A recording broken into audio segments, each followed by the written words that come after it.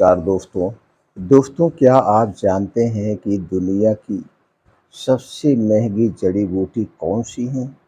उसके कितने चमत्कारी फ़ायदे हैं? वह कितने में बिकती है? दोस्तों यह जड़ी-बूटी उत्तराखंड और हिमालय के उच्च हिमालयी क्षेत्रों में एक ख़ास जड़ी-बूटी मिलती है, जो कि दुनिया की सबसे महँगी और अनोखी जड़ी-बूटी है। दोस्तों इस बूटी को स्थानीय भाषा में कीड़ा जड़ी या यारफा गम्बू के नाम से जाना जाता है। दोस्तों अंतर्राष्ट्रीय बाजार में इसकी खासी मांग होने के कारण इसकी कीमत लाखों में रहती है। दोस्तों हिमालय में जब बर्फ पिघलने लगती है तो उस समय इस बूटी को वहाँ के स्थानीय निवासी इसे खोज कर लाते हैं।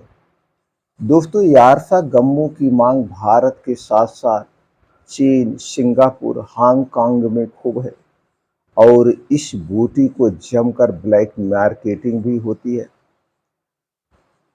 अब यारफा गम्बू कैंसर जैसी बीमारियों के इलाज में भी इस्तेमाल होने लगी है। इसी के कारण इसकी डिमांड खूब बढ़ गई है। दोस्तों आपको जानकर हैरानी होगी, यह जड़ी बूटी 40 से 50 लाख रुपए प्रति किलो के हिसाब से बिकती है। ये मैं किलो की बात कर रहा हूँ। दोस्तों ये तो ग्राम में बहुत महंगी बिकती है। दोस्तों जानकारों के मुताबिक एशिया में हर साल कीड़ा जड़ी का कारोबार 200 करोड़ 2 करोड़ के लगभग है। 1.5 से 2 करोड़ के लगभग है। दोस्तों चलिए अब जानते हैं इस कीड़ा जड़ी के चमत्कारी फायदे क्या है। आयुर्वेद में इसका कहाँ-कहाँ पे उपयोग होता है, इसको उपयोग करने में कौन सी सावधानी बरतनी चाहिए, कब और कितनी मात्रा में लेनी चाहिए। इसलिए दोस्तों इस वीडियो को पूरा ध्यान से अंत तक सुनिएगा। सुनने के बाद इससे संबंधित अगर आपके मन में कुछ और प्रश्न है तो आप कमेंट सेक्शन के माध्यम से पूछ सकते हैं।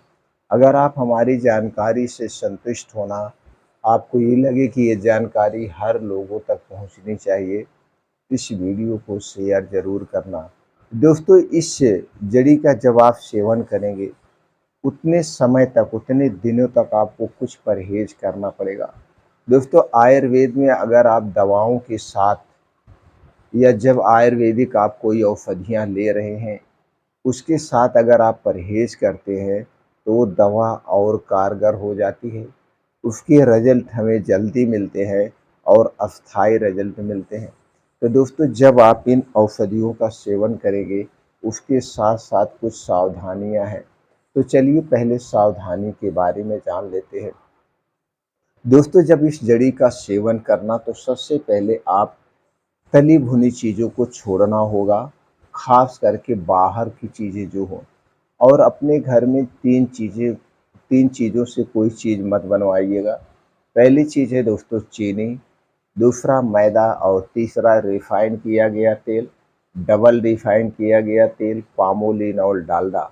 इन तेलों का आप सेवन नहीं करेंगे और इन चीज़ों को अपने घर में कोई भी सामान नहीं बनाएंगे। दोस्तों ये सारी चीज़ें हमारे स्वास्थ्य के लिए नुकसानदेह है।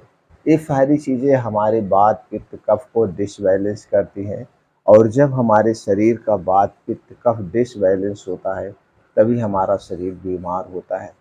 इसके अलावा दोस्तों इन्हीं चीज़ों से कुछ चीज़ें मार्केट में बनी हुई मिलती है जिनका सेवन हमें नहीं करना है। छोटी चीज़ की बात करें तो दोस्तों चाय, नमकीन, ब्रेड, कॉफ़ी, टोस्ट, पाव, ये जितनी भी चीज़ें हैं इन्हें नहीं लेना है। इसके अलावा दोस्तों बड़ी चीज़ की बात करें तो junk food, fast food, cold drink, soft drink, धूम्रपान, अल्कोहल, पिज़्ज़ा, बर्गर, मोमोज, ये जितनी भी चीज़ें हैं ये हमारे शरीर के वात पित्त कफ को डिसबैलेंस करते हैं। तो दोस्तों उतने दिन तक आप इन चीज़ों का सेवन नहीं करिए। वैसे तो दोस्तों अगर हमें स्वस्थ और निरोग रहना है, बीमारियों से दूर रहना है, इन चीज़ों का सेवन हमें बिल्कुल नहीं करना चाहिए।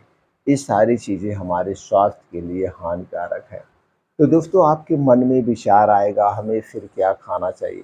दोस्तों आप अपने घर की सभी चीज़ें खा सकते हैं और आपकी डाइट की अगर हम बात करें या हमारी आप लोगों की डाइट की बात करें, तो दोस्तों हमारी डाइट 70% लिविंग वस्तुओं पर आधारित होना चाहिए। 20% अपने पेट को हमेशा खाली रखिए।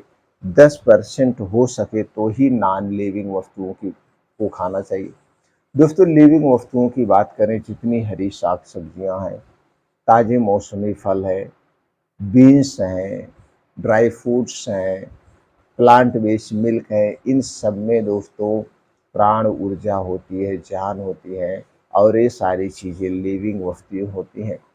लिविंग वस्तुओं में सभी प्रकार के antioxidant, dietary fibre, calcium, iron, potassium, यानी वो सारे न्यूट्रिएंट्स पाए जाते हैं जो हमारे स्वास्थ्य के लिए दोस्तों स्वास्थ्य की दृष्टि से लाभदायक होते हैं। और कुछ ऐसे फाइटोकेमिकल्स पाए जाते हैं जो शरीर को निरोगी बनाते हैं। तो दोस्तों अपनी डाइट को इन्हीं चीज़ों पर आप निर्धारित करिए और ये चीज़ें जो हो, एक इसमें कम रासायनिक खादों का उपयोग किया गया हो। इसमें सबसे ज़्यादा बात यही होती है कि इनमें ऑर्गेनिक चीज़ों का प्रयोग किया गया हो तो सबसे बेटर है।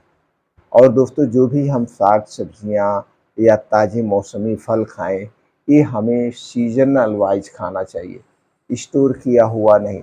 जिस सीजन में जो पाया जाता है उन्हीं चीज़ों का सेवन करेंगे तो हमें ज़्यादा फायदा मिलेगा। और शरीर की कुछ क्रियाशीलता बढ़ाने के लिए हमें डेली मॉर्निंग वॉक, योगा, प्राणायाम, मेडिटेशन करना चाहिए और चिंता से दूर रहना चाहिए। ऐसी हमारी दिनचर्या और डाइट होगी तो दोस्तों हम लंबी ज़िंदगी जिएंगे, वो भी स्वस्थ और निरोग रहेंगे। तो चलिए दोस्तों अब हम जानते हैं कि कीड़ा जड़ी या यारसा गंबू में पाए जाने वाले पोषक तत्व के बारे में, गुण धर्म के बारे में। दोस्तों इनमें प्रचुर मात्रा में antioxidant, fibre, anti inflammatory, anti tumour, antibacterial, anti fungal, fibre, vitamin व प्रोटीन्स पाए जाते हैं जो कि हमारे शरीर की ओवरऑल सुरक्षा करते हैं। अब अगर हम इनके फ़ायदे की बात करें तो दोस्तों ताकत को पावरफुल टॉनिक है। ये हमारे शरीर के लिए ताकत का सबसे पावरफुल टॉनिक है।